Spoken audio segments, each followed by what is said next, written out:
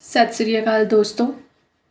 ਅੱਜ ਤੁਹਾਡੇ ਨਾਲ ਸਾਂਝੀ ਕਰਾਂਗੇ ਕਹਾਣੀਕਾਰ ਐਸ ਸਾਕੀ ਹੋਰਾਂ ਵੱਲੋਂ ਲਿਖੀ ਇੱਕ ਹੋਰ ਕਹਾਣੀ, ਜਿਸ ਦਾ ਨਾਮ ਹੈ ਮਾਂ ਵਿਹੂਣੇ। ਬੈਂਕ ਦੇ ਵੱਡੇ ਦਰਵਾਜ਼ੇ ਰਾਹੀਂ ਅੰਦਰ ਲੰਘ ਕੇ ਮੈਂ ਹਾਲ ਵਿੱਚ ਆ ਗਿਆ। ਮਲਹੋਤਰਾ ਸਾਹਮਣੇ ਬੈਠਾ ਦਿਸਿਆ। ਉਸ ਅੱਗੇ ਵੱਡਾ ਸਾਰਾ ਰਜਿਸਟਰ ਪਿਆ ਸੀ, ਜਿਸ ਵਿੱਚ ਉਹ ਸਿਰ ਝੁਕਾਈ ਕੁਝ ਲਿਖ ਰਿਹਾ ਸੀ। ਉਸ ਨੂੰ ਦੂਰੋਂ ਵੇਖ ਕੇ ਮੈਂ ਆਪਣਾ ਮੂੰਹ ਲਮਕਾ ਲੰਮਾ ਕਰ ਲਿਆ। ਮਲਹੋਤਰਾ ਸਾਹਿਬ, ਨਮਸਕਾਰ। ਮੇਰੀ ਆਵਾਜ਼ ਸੁਣ ਕੇ ਉਸਨੇ ਸਿਰ ਚੁੱਕ ਕੇ ਮੇਰੇ ਵੱਲ ਵੇਖਿਆ। ਫਿਰ ਉਹ ਆਪਣੀ ਸੀਟ ਤੋਂ ਉੱਠ ਖੜੋਤਾ। ਬੜਾ ਮਾੜਾ ਹੋਇਆ ਮਲਹੋਤਰਾ ਸਾਹਿਬ, ਮੈਂ ਆਵਾਜ਼ ਨੂੰ ਦੁਖੀ ਬਣਾਉਂਦਿਆਂ ਕਿਹਾ। ਮੇਰੀ ਗੱਲ ਸੁਣ, ਉਹ ਕੁਝ ਨਹੀਂ ਬੋਲਿਆ। ਬਸ ਕੁਝ ਪਲਾਂ ਲਈ ਬਿਟ-ਬਿਟ ਮੇਰੇ ਵੱਲ ਵੇਖਦਾ ਰਿਹਾ। ਇਹ ਹੋਇਆ ਕਿਵੇਂ? ਮੈਂ ਉਸੇ ਤਰ੍ਹਾਂ ਉਦਾਸ ਲਹਿਜੇ ਨਾਲ ਉਸਨੂੰ ਦੂਜਾ ਸਵਾਲ ਕੀਤਾ। ਨਹੀਂ, ਗੱਲ ਤਾਂ ਕੋਈ ਖਾਸ ਨਹੀਂ। ਪਹਿਲਾਂ ਤਾਪ ਚੜ੍ਹਿਆ, ਜਿਹੜਾ ਵਿਗੜ ਕੇ ਟਾਈਫਾਈਡ ਬਣ ਗਿਆ। ਬਥੇਰਾ ਇਲਾਜ ਕਰਵਾਇਆ, ਪਰ ਤਾਪ ਟੁੱਟਿਆ ਹੀ ਨਹੀਂ। ਤੇ ਫਿਰ ਇਹ ਕਹਿੰਦਿਆਂ ਉਸ ਦਾ ਚਿਹਰਾ ਇੰਜ ਹੋ ਗਿਆ ਜਿਵੇਂ ਉਹ ਰੋ ਦੇਣਾ ਚਾਹੁੰਦਾ ਹੋਵੇ। ਮਲਹੋਤਰਾ ਸਾਹਿਬ, ਇਹ ਤਾਂ ਸੱਚਮੁੱਚ ਹੀ ਬੜੀ ਮਾੜੀ ਗੱਲ ਹੋ ਗਈ। ਪਤਨੀ ਦੇ ਸੁਰਗਵਾਸ ਹੋਇਆਂ ਤਾਂ ਬੰਦਾ ਪੂਰਾ ਟੁੱਟ ਜਾਂਦਾ, ਉਹ ਵੀ ਫਿਰ ਉਮਰ 40 ਦੀ ਹੀ ਹੋਵੇ। ਠੀਕ ਹੈ ਬਈ, ਵਕਤ ਪਿਆ ਤਾਂ ਹਰ ਇੱਕ ਨੇ ਟੁਰ ਜਾਣਾ ਹੈ, ਪਰ ਅਜੇ ਉਹਦੇ ਜਾਣ ਦਾ ਵੇਲਾ ਥੋੜ੍ਹੀ ਆਇਆ ਸੀ। ਮਲਹੋਤਰਾ ਨੂੰ ਢਾਰਸ ਬਣਾਉਂਦਿਆਂ ਮੈਂ ਇੱਕ ਲੰਮਾ ਭਾਸ਼ਣ ਝਾੜ ਸੁੱਟਿਆ। ਮਲਹੋਤਰਾ ਮੇਰੇ ਵੱਲ ਵੇਖਦਾ ਰਿਹਾ, ਪਰ ਬੋਲਿਆ ਕੁਝ ਨਾ। ਹੋਰ ਬਬਲੂ ਤੇ ਗੁੱਡੀ ਕਿਵੇਂ ਨੇ? ਮੈਂ ਗੱਲ ਬਦਲਦਿਆਂ ਕਿਹਾ। ਠੀਕ ਨੇ, ਵਿਚਾਰੇ ਮਾਂ ਵਿਹੂਣੇ ਹੋ ਗਏ। ਮਲਹੋਤਰਾ ਨੇ ਆਪਣੇ ਦੋਵੇਂ ਬੱਚਿਆਂ ਬਾਰੇ ਕਿਹਾ। ਕੁਝ ਚਿਰ ਇੱਧਰ ਉੱਧਰ ਦੀਆਂ ਗੱਲਾਂ ਚੱਲਦੀਆਂ ਰਹੀਆਂ। ਫਿਰ ਉਸ ਕੋਲੋਂ ਵਿਦਾ ਲੈ ਕੇ ਚੈੱਕ ਜਮ੍ਹਾਂ ਕਰਵਾਉਣ ਲਈ ਮੈਂ ਕਾਊਂਟਰ ਵੱਲ ਤੁਰ ਪਿਆ। ਮਲਹੋਤਰਾ ਨੂੰ ਤਾਂ ਮੈਂ ਕਦੇ ਵੀ ਨਹੀਂ ਸੀ ਜਾਣਨਾ। ਜੇ ਕਿਤੇ ਉਸਦਾ ਮੁੰਡਾ ਸਾਡੇ ਸਕੂਲ ਨਾ ਪੜ੍ਹਦਾ ਹੁੰਦਾ ਤੇ ਛਮਾਹੀ ਇਮਤਿਹਾਨ ਵਿੱਚ ਹਿਸਾਬ 'ਚ ਫੇਲ ਨਾ ਹੁੰਦਾ। ਉਸ ਵੇਲੇ ਮੈਂ 6ਵੀਂ ਕਲਾਸ ਨੂੰ ਪੜ੍ਹਾਉਂਦਾ ਸੀ। ਮਲਹੋਤਰਾ ਆਇਆ ਤਾਂ ਪ੍ਰਿੰਸੀਪਲ ਨੂੰ ਮਿਲਣ ਸੀ, ਪਰ ਉਸ ਘੱਲ ਦਿੱਤਾ ਮੇਰੇ ਕੋਲ। ਮਲਹੋਤਰਾ ਨੂੰ ਮੁੰਡੇ ਲਈ ਹਿਸਾਬ ਦੇ ਟਿਊਟਰ ਦੀ ਲੋੜ ਸੀ। ਉਹਨਾਂ ਦਿਨਾਂ ਵਿੱਚ ਮੇਰਾ ਹੱਥ ਬਹੁਤ ਤੰਗ ਸੀ। ਉਸ ਮੈਨੂੰ ਹਿਸਾਬ ਪੜ੍ਹਾਉਣ ਲਈ ਕਿਹਾ। ਇੱਕ ਵਾਰੀ ਮਨ 'ਚ ਆਇਆ ਵੀ ਕਿ ਹਿਸਾਬ ਤਾਂ ਮੇਰਾ ਵਿਸ਼ਾ ਨਹੀਂ, ਪਰ ਫਿਰ ਆਪੇ ਹੀ ਕੁੰਡੀ ਖੁੱਲ੍ਹ ਗਈ। ਉਸਦੇ ਮੁੰਡੇ ਨਾਲੋਂ ਤਾਂ ਮੈਨੂੰ ਵੱਧ ਸਵਾਲ ਆਉਂਦੇ ਨੇ। ਆਪੇ ਪੜ੍ਹਾ ਦਿਆਂਗਾ, ਘਰੋਂ ਪਹਿਲਾਂ ਹੀ 5-6 ਸਵਾਲ ਹੱਲ ਕਰਕੇ ਲੈ ਜਾਇਆ ਕਰੋ। ਇਹ ਸੋਚ ਕੇ ਮੈਂ ਪਲ ਵਿੱਚ ਬਬਲੂ ਨੂੰ ਪੜ੍ਹਾਉਣ ਦੀ ਹਾਮੀ ਭਰ ਦਿੱਤੀ। ਗੱਲ 700 ਰੁਪਏ ਵਿੱਚ ਤੈਅ ਹੋਈ। ਮਲਹੋਤਰਾ ਇੱਕ ਗੰਦੇ ਜਿਹੇ ਮੁਹੱਲੇ ਵਿੱਚ ਰਹਿੰਦਾ ਸੀ। ਘਰ ਦਾ ਰਹਿਣ ਸਹਿਣ ਵੀ ਬਸ ਐਵੇਂ ਹੀ ਸੀ। ਕੁਝ ਦਿਨਾਂ ਵਿੱਚ ਹੀ ਮੈਨੂੰ ਉਹਦੇ ਘਰ ਦੇ ਮਾਹੌਲ ਦਾ ਪਤਾ ਲੱਗ ਗਿਆ। ਮਲਹੋਤਰਾ ਜਿੰਨਾ ਸਨਕੀ, ਉਸਦੀ ਪਤਨੀ ਓਨੀ ਹੀ ਆਜ਼ਾਦ ਖਿਆਲਾਂ ਦੀ ਸੀ। ਉਸਦੀਆਂ ਗੱਲਾਂ ਤੋਂ ਲੱਗੇ ਕਿ ਕਿਸੇ ਵੱਡੇ ਘਰੋਂ ਸੀ। ਪਤਾ ਨਹੀਂ ਮਲਹੋਤਰਾ ਜੇ ਬੰਦੇ ਨਾਲ ਕਿਵੇਂ ਬੰਨੀ ਗਈ। ਮੈਂ ਉਹਨਾਂ ਦੇ ਮੁੰਡੇ ਨੂੰ 1 ਘੰਟਾ ਪੜ੍ਹਾਉਂਦਾ। ਉਹ ਰੋਜ਼ ਮੈਨੂੰ ਚਾਹ ਦਾ ਕੱਪ ਬਣਾ ਦਿੰਦੀ ਤੇ ਨਾਲ ਬਿਸਕੁਟ ਵੀ। ਪਰ ਮਲਹੋਤਰਾ ਨੂੰ ਇਹ ਸਭ ਚੰਗਾ ਨਾ ਲੱਗਦਾ। ਜੇ ਉਸਦੀ ਪਤਨੀ 2 ਮਿੰਟਾਂ ਲਈ ਵੀ ਕਿਤੇ ਮੇਰੇ ਕੋਲ ਬੈਠ ਜਾਂਦੀ ਤਾਂ ਉਹ ਆਲੇ ਦੁਆਲੇ ਘੁੰਮਦਾ ਰਹਿੰਦਾ, ਸਾਡੀ ਹਰ ਗੱਲ ਨੂੰ ਸ਼ੱਕ ਤੇ ਕੰਨਾਂ ਨਾਲ ਸੁਣਦਾ। ਫਿਰ ਹੌਲੀ-ਹੌਲੀ ਮੈਨੂੰ ਉਹਨਾਂ ਦੇ ਦੋਹਾਂ ਦੇ ਸੁਭਾਅ ਦਾ ਪਤਾ ਲੱਗ ਗਿਆ। ਮੈਂ ਵੇਖਦਾ ਕਿ ਕਿਸੇ ਛੋਟੀ ਜਿਹੀ ਗੱਲ ਨੂੰ ਲੈ ਕੇ ਕਦੇ-ਕਦਾਈ ਉਹਨਾਂ ਦਾ ਬੋਲ ਬੁਲਾਰਾ ਵੀ ਹੋ ਜਾਂਦਾ। ਮੈਨੂੰ ਸਾਹਮਣੇ ਵੇਖ ਕੇ ਪਤਨੀ ਤਾਂ ਭਾਵੇਂ ਸ਼ਰਮ ਦੀ ਮਾਰੀ ਕੁਝ ਨਾ ਕਹਿੰਦੀ, ਪਰ ਮਲਹੋਤਰਾ ਇਸ ਦੀ ਕੋਈ ਪਰਵਾਹ ਨਾ ਕਰਦਾ। ਪਤਨੀ ਦਾ ਮਾਨਸਿਕ ਸਤਰ ਜਿੰਨਾ ਉੱਚਾ ਸੀ, ਮਲਹੋਤਰਾ ਉਸ ਦੇ ਬਿਲਕੁਲ ਵੀ ਤੁਲ ਨਹੀਂ ਸੀ। ਉਸ ਦਾ ਖਿਆਲ ਸੀ ਕਿ ਬੰਦੇ ਨੂੰ ਓਨੇ 'ਚ ਹੀ ਰਹਿਣਾ ਚਾਹੀਦਾ ਹੈ ਜਿੰਨੇ ਨਾਲ ਉਹਦਾ ਕੰਮ ਸਰ ਜਾਵੇ। ਮੈਂ 5-6 ਮਹੀਨੇ ਟਿਊਸ਼ਨ ਪੜ੍ਹਾਈ। ਬਬਲੂ 6ਵੀਂ ਪਾਸ ਕਰ ਗਿਆ। ਮਲਹੋਤਰਾ ਦੀ ਪਤਨੀ ਨੇ ਮੈਨੂੰ 1 ਕਿਲੋ ਵਾਲਾ ਮਠਿਆਈ ਦਾ ਡੱਬਾ ਦਿੱਤਾ, ਜਦੋਂ ਕਿ ਮਲਹੋਤਰਾ ਨੂੰ ਇਹ ਵੀ ਚੰਗਾ ਨਾ ਲੱਗਿਆ। ਪਹਿਲੀ ਵਾਰੀ ਮਲਹੋਤਰਾ ਨੂੰ ਮਿਲ ਕੇ ਜਦੋਂ ਮੈਂ ਬੈਂਕ 'ਚੋਂ ਬਾਹਰ ਨਿਕਲਿਆ ਤਾਂ ਮਨ ਬਹੁਤ ਭਾਰਾ-ਭਾਰਾ ਲੱਗਾ।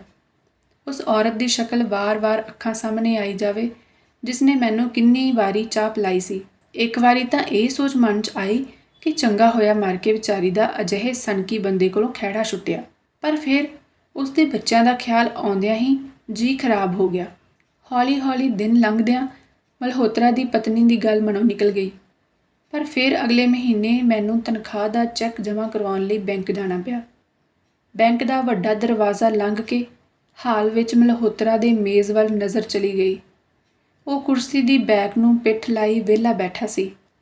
ਇਨਸਾਨੀ ਫਿਤਰਤ ਮੁਤਾਬਕ ਮੈਂ ਆਪਣਾ ਚਿਹਰਾ ਫਿਰ ਪਹਿਲਾਂ ਵਾਂਗ ਢਿੱਲਾ ਕਰ ਲਿਆ। ਮਲਹੋਤਰਾ ਨੂੰ ਵੇਖ ਉਸਦੀ ਪਤਨੀ ਦਾ ਖਿਆਲ ਆਇਆ। ਮਨ ਆਪੇ ਕਹਿਣ ਲੱਗਾ, ਵਿਚਾਰੇ ਦੀ ਤ੍ਰੀਮਤ ਟੁਰ ਗਈ, ਕਿੰਨਾ ਦੁਖੀ ਹੋਵੇਗਾ ਏ। ਫਿਰ ਬੱਚੇ। ਮਲਹੋਤਰਾ ਸਾਹਿਬ ਨਮਸਤੇ। ਮੈਂ ਮਨ ਵਿੱਚ ਆਏ ਵਿਚਾਰਾਂ ਨੂੰ ਰੋਕ ਕੇ ਉਸਦੀ ਕੁਰਸੀ ਨੇੜੇ ਜਾ ਕੇ ਨਮਸਤੇ ਕਹੀ। ਭਾਵੇਂ ਉਹਦੀ ਪਤਨੀ ਨੂੰ ਗੁਜ਼ਰਿਆ 1 ਮਹੀਨੇ ਤੋਂ ਉੱਪਰ ਹੋ ਗਿਆ ਸੀ, ਪਰ ਮਲਹੋਤਰਾ ਤਾਂ ਵੀ ਮੈਨੂੰ ਉਸ ਦੁਖੀ ਬੰਦੇ ਵਰਗਾ ਹੀ ਲੱਗਾ ਜਿਹੜਾ ਮੈਂ ਪਿਛਲੇ ਮਹੀਨੇ ਦੇਖਿਆ ਸੀ। ਫਿਰ ਉਸ ਦੇ ਦੁੱਖ ਵਿੱਚ ਸ਼ਰੀਕ ਹੋਣ ਲਈ ਮੈਨੂੰ ਆਪਣਾ ਚਿਹਰਾ ਦੁਖੀ ਅਤੇ ਗੰਭੀਰ ਬਣਾਉਣਾ ਪਿਆ। ਮੈਂ ਦੋਵਾਂ ਬੱਚਿਆਂ ਬਾਰੇ ਪੁੱਛਿਆ। ਮਲਹੋਤਰਾ ਇਸ ਦੇ ਜਵਾਬ ਵਿੱਚ ਤਾਂ ਕੁਝ ਵੀ ਨਹੀਂ ਬੋਲਿਆ, ਪਰ ਅਚਾਨਕ ਉਸ ਦੇ ਮੂੰਹੋਂ ਨਿਕਲਿਆ, ਤੁਹਾਨੂੰ ਪਤਾ ਨਹੀਂ, ਮੇਰੀ ਪਤਨੀ ਦਾ ਸੁਰਗਵਾਸ ਹੋ ਗਿਆ। ਹਾਂ ਮਲਹੋਤਰਾ ਸਾਹਿਬ, ਬਹੁਤ ਦੁੱਖ ਦੀ ਗੱਲ ਹੈ। ਬੱਚੇ ਮਾਂ ਵਿਹੂਣੇ ਹੋ ਗਏ, ਮੈਂ ਜਵਾਬ ਦਿੱਤਾ। ਕੁਝ ਚਿਰ ਇੱਧਰ ਉੱਧਰ ਦੀਆਂ ਗੱਲਾਂ ਚੱਲਦੀਆਂ ਰਹੀਆਂ।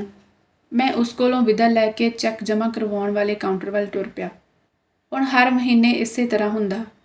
ਜਦੋਂ ਮੈਂ ਮਲਹੋਤਰਾ ਸਾਹਮਣੇ ਹੁੰਦਾ, ਉਹ ਮੇਰੇ ਨਾਲ ਪਤਨੀ ਦੀ ਸੁਰਗਵਾਸ ਹੋਣ ਵਾਲੀ ਗੱਲ ਜ਼ਰੂਰ ਕਰਦਾ ਅਤੇ ਮੇਰਾ ਵੀ ਉਹੀ ਜਵਾਬ ਹੁੰਦਾ, ਹਾਂ ਮਲਹੋਤਰਾ ਸਾਹਿਬ, ਤੁਸੀਂ ਪਿਛਲੇ ਮਹੀਨੇ ਵੀ ਦੱਸਿਆ ਸੀ। ਇਹ ਕਹਿ ਕੇ ਮੈਂ ਆਪਣਾ ਚਿਹਰਾ ਬਦੋ-ਬਦੀ ਦੁਖੀ ਕਰ ਲੈਂਦਾ। ਫਿਰ ਰਸਮੀ ਤੌਰ 'ਤੇ ਗੱਲਾਂ ਹੁੰਦੀਆਂ, ਕੁਝ ਮਲਹੋਤਰਾ ਦੀ ਪਤਨੀ ਬਾਰੇ ਅਤੇ ਕੁਝ ਉਸ ਦੀ ਕੁੜੀ ਬਾਰੇ। ਮੈਂ ਉਸਨੂੰ ਨਸੀਹਤ ਦਿੰਦਾ ਕਿ ਕੁੜੀ ਸਿਆਣੀ ਹੋ ਗਈ ਹੈ, ਧਿਆਨ ਰੱਖੋ, ਪਿੱਛੇ ਇਕੱਲੀ ਘਰ 'ਚ ਰਹਿੰਦੀ ਹੈ। ਇਉਂ ਹੀ ਕਈ ਮਹੀਨੇ ਲੰਘ ਗਏ। ਜਦੋਂ ਵੀ ਮੈਂ ਉਸ ਸਾਹਮਣੇ ਹੋਵਾਂ, ਪਤਨੀ ਦੇ ਟੁਰ ਜਾਣ ਦੀ ਗੱਲ ਕਰਨੀ ਨਾ ਭੁੱਲੇ, ਜਿਵੇਂ ਉਸ ਦੀ ਮੌਤ ਬਾਰੇ ਪਹਿਲੀ ਵਾਰ ਦੱਸ ਰਿਹਾ ਹੋਵੇ। ਕੁਝ ਮਹੀਨੇ ਬਾਅਦ ਤਾਂ ਹਾਲਤ ਇਹ ਹੋ ਗਈ ਕਿ ਮੈਂ ਬੈਂਕ ਤਾਂ ਜਾਣਾ, ਪਰ ਉਸ ਕੋਲੋਂ ਬਚ ਕੇ ਨਿਕਲਣਾ ਚਾਹਾਂ। ਜੇ ਕਦੇ ਉਹ ਮਿਲ ਵੀ ਪਵੇ ਤਾਂ ਪਤਾ ਨਹੀਂ ਕਿਉਂ ਮੇਰਾ ਮਨ ਸੱਚਮੁੱਚ ਹੀ ਦੁੱਖ ਨਾਲ ਭਰ ਜਾਵੇ। ਉਸ ਦੀ ਪਤਨੀ ਦਾ ਚਿਹਰਾ ਅੱਖਾਂ ਸਾਹਮਣੇ ਘੁੰਮਣ ਲੱਗੇ, ਫਿਰ ਬੱਚਿਆਂ ਦਾ ਖਿਆਲ ਆਵੇ ਅਤੇ ਆਪੇ ਹੀ ਮਲਹੋਤਰਾ ਨਾਲ ਹਮਦਰਦੀ ਜਾਗ ਪਵੇ। ਸੋਚਾਂ, ਕਿਵੇਂ ਕਰਦਾ ਹੋਵੇਗਾ ਇਹ ਵਿਚਾਰਾ। ਕੁੜੀ ਵੱਡੀ ਹੁੰਦੀ ਜਾ ਰਹੀ ਏ, ਫਿਰ ਮੁੰਡਾ ਵੀ ਇਹ ਇਕੱਲਾ ਏ। ਇਸ ਦੇ ਬੈਂਕ ਆਇਆਂ ਬੱਚੇ ਕਿਵੇਂ ਰਹਿੰਦੇ ਹੋਣਗੇ।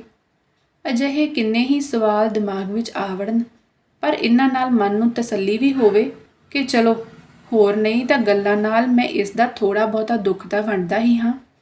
ਇਹ ਵੀ ਪੁੰਨ ਦਾ ਹੀ ਕੰਮ ਏ। ਅਗਲੇ ਮਹੀਨੇ ਮੈਂ ਫੇਰ ਚੈੱਕ ਜਮ੍ਹਾਂ ਕਰਵਾਉਣ ਗਿਆ। ਹਾਲ ਦਾ ਦਰਵਾਜ਼ਾ ਲੰਘਦਿਆਂ ਸਾਹਮਣੇ ਬੈਠੇ ਮਲਹੋਤਰਾ 'ਤੇ ਨਜ਼ਰ ਪਈ। ਉਸ ਦਿਨ ਬੈਂਕ ਵਿੱਚ ਬਹੁਤ ਭੀੜ ਸੀ। DDA ਦੇ ਫਲੈਟਾਂ ਲਈ ਫਾਰਮ ਜਮ੍ਹਾਂ ਹੋ ਰਹੇ ਸਨ। ਲੰਮੀਆਂ ਲੰਮੀਆਂ ਕਤਾਰਾਂ ਅਤੇ ਉਸ ਵਿੱਚ ਖੜ੍ਹੇ ਗੱਪਾਂ ਮਾਰਦੇ ਲੋਕ। ਮਲਹੋਤਰਾ ਵਿਹਲਾ ਬੈਠਾ ਸੀ। ਨਮਸਤੇ ਮਲਹੋਤਰਾ ਸਾਹਿਬ। ਬਾਹਰੋਂ ਭਾਵੇਂ ਮੈਂ ਸੋਹਣੇ ਮੂਡ ਨਾਲ ਆਇਆ ਸੀ, ਪਰ ਉਸਨੂੰ ਸਾਹਮਣੇ ਦੇਖ ਹਰ ਵਾਰੀ ਵਾਂਗ ਮੂੰਹ ਢਿੱਲਾ ਕਰਨਾ ਪਿਆ, ਕਿਉਂਕਿ ਮੇਰੇ ਸਾਹਮਣੇ ਉਹੀ ਦੁਖੀ ਬੰਦਾ ਬੈਠਾ ਸੀ ਜਿਸ ਦੀ ਪਤਨੀ ਮਰ ਗਈ ਸੀ। ਫਿਰ ਕਿਸੇ ਦੇ ਦੁੱਖ ਵਿੱਚ ਸ਼ਰੀਕ ਹੋਣਾ ਇਨਸਾਨੀਅਤ ਵੀ ਸੀ। ਹੋਰ ਮਲਹੋਤਰਾ ਸਾਹਿਬ, ਬਬਲੂ ਤੇ ਗੁੱਡੀ ਕਿਵੇਂ ਨੇ? ਇਹ ਕਹਿੰਦਿਆਂ ਮੇਰੇ ਮਨ ਸਾਹਮਣੇ 2 ਮਾਂ ਵਿਹੂਣੇ ਬੱਚੇ ਆ ਗਏ, ਜਿਹੜੇ ਛੋਟੀ ਉਮਰੇ ਇਕੱਠੇ ਹੋ ਘਰ ਦਾ ਸਾਰਾ ਭਾਰ ਚੁੱਕੀ ਖੜੇ ਸਨ। ਠੀਕ ਨੇ। ਇਹ ਕਹਿੰਦਿਆਂ ਮਲਹੋਤਰਾ ਸਾਹਿਬ ਦੀ ਆਵਾਜ਼ ਵਿੱਚ ਅੱਜ ਬਹੁਤ ਠਹਿਰਾਅ ਸੀ। ਸੱਚਮੁੱਚ ਬਹੁਤ ਦੁੱਖ ਹੁੰਦਾ ਹੈ ਮਲਹੋਤਰਾ ਸਾਹਿਬ, ਜਦੋਂ ਵੀ ਮੈਂ ਤੁਹਾਨੂੰ ਮਿਲਦਾ ਹਾਂ, ਮੈਂ ਹਮਦਰਦੀ ਜਤਾਉਂਦਿਆਂ ਕਿਹਾ।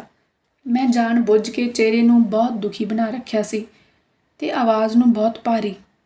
ਭਾਵੇਂ ਮਲਹੋਤਰਾ ਦੀ ਪਤਨੀ ਗੁਜ਼ਰਿਆ ਵਰ੍ਹਾ ਹੋ ਚੱਲਿਆ ਸੀ, ਪਰ ਮੇਰੇ ਮਨ 'ਚ ਤਾਂ ਇੱਕੋ ਗੱਲ ਕਿ ਬੰਦਾ ਕਦੋਂ ਆਪਣਿਆਂ ਨੂੰ ਭੁੱਲਦਾ ਹੈ। ਇਸ ਦੇ ਦਿਲੋਂ ਪਤਨੀ ਦੀ ਮੌਤ ਦਾ ਸੱਲ ਥੋੜ੍ਹੇ ਹੀ ਮਿਟਿਆ ਹੋਣਾ। ਹਰ ਰੋਜ਼ ਯਾਦ ਆਉਂਦਾ ਹੋਣਾ ਹੈ ਉਸਨੂੰ। ਹੋਰ ਕਿਵੇਂ ਕੱਟਦੀ ਹੈ ਮਲਹੋਤਰਾ ਸਾਹਿਬ? ਤੁਹਾਨੂੰ ਦੇਖ ਤਾਂ ਸੱਚਮੁੱਚ ਹਰ ਵਾਰੀ ਮਨ ਖਰਾਬ ਹੁੰਦਾ ਹੈ। ਮੈਂ ਤਾਂ ਬੋਲੀ ਜਾਵਾਂ, ਪਰ ਮਲਹੋਤਰਾ ਦਾ ਚਿਹਰਾ ਪਹਿਲਾਂ ਵਾਂਗ ਉਦਾਸ ਨਾ। ਫਿਰ ਮੇਰੀ ਗੱਲ ਹਰ ਵਾਰੀ ਵਾਂਗ ਮੁੜ ਬੱਚਿਆਂ 'ਤੇ ਜਾ ਪਹੁੰਚੀ। ਬੱਚਿਆਂ ਨੂੰ ਤਾਂ ਬਹੁਤ ਔਖਾ ਹੁੰਦਾ ਹੋਣਾ, ਤੁਹਾਡੇ ਬੈਂਕ ਆਇਆਂ ਇਕੱਲੇ ਜੋ ਰਹਿ ਜਾਂਦੇ ਹੋਣਗੇ। ਬਈ ਮਾਂ ਵਿਹੂਣੇ ਜੋ ਹੋਏ ਫਿਰ ਕਰਨ ਵੀ ਕੀ? ਨਹੀਂ ਨਹੀਂ, ਇੰਜ ਨਾ ਕਹੋ ਭਾਈ ਸਾਹਿਬ, ਹੁਣ ਉਹ ਪਹਿਲਾਂ ਵਾਲੀ ਗੱਲ ਨਹੀਂ ਰਹੀ। ਸ਼ਾਇਦ ਤੁਹਾਨੂੰ ਪਤਾ ਨਹੀਂ, ਮੈਂ ਦੂਜਾ ਵਿਆਹ ਕਰਵਾ ਲਿਆ ਹੈ। ਇੰਨਾ ਕਹਿ ਮਲਹੋਤਰਾ ਟਹਿਕਦਾ ਹੋਇਆ ਆਪਣੇ ਵਿਆਹ ਦੀ ਕਹਾਣੀ ਦੱਸਣ ਲੱਗਾ ਕਿ ਵਿਆਹ ਕਿਵੇਂ ਹੋਇਆ ਤੇ ਵਹੁਟੀ ਕਿਹੋ ਜਿਹੀ ਹੈ, ਪਰ ਮੈਨੂੰ ਤਾਂ ਜਿਵੇਂ ਇਸ ਤੋਂ ਅੱਗੇ ਕੁਝ ਸੁਣਾਈ ਹੀ ਨਾ ਦੇਵੇ। ਹਾਲ ਵਿੱਚ ਲੰਮੀਆਂ ਲੰਮੀਆਂ ਲੱਗੀਆਂ ਕਤਾਰਾਂ ਦੇ ਸ਼ੋਰ ਵਿੱਚ ਉਸ ਦੀ ਆਵਾਜ਼ ਗੁਆਚੀ ਜਾਵੇ ਅਤੇ ਦੋਵੇਂ ਮਾਂ ਵਿਹੂਣੇ ਬੱਚੇ ਮੇਰੀਆਂ ਅੱਖਾਂ ਸਾਹਮਣੇ ਖੜ੍ਹੇ ਡੁਸਕੀ ਜਾਣ। ਧੰਨਵਾਦ ਦੋਸਤੋ।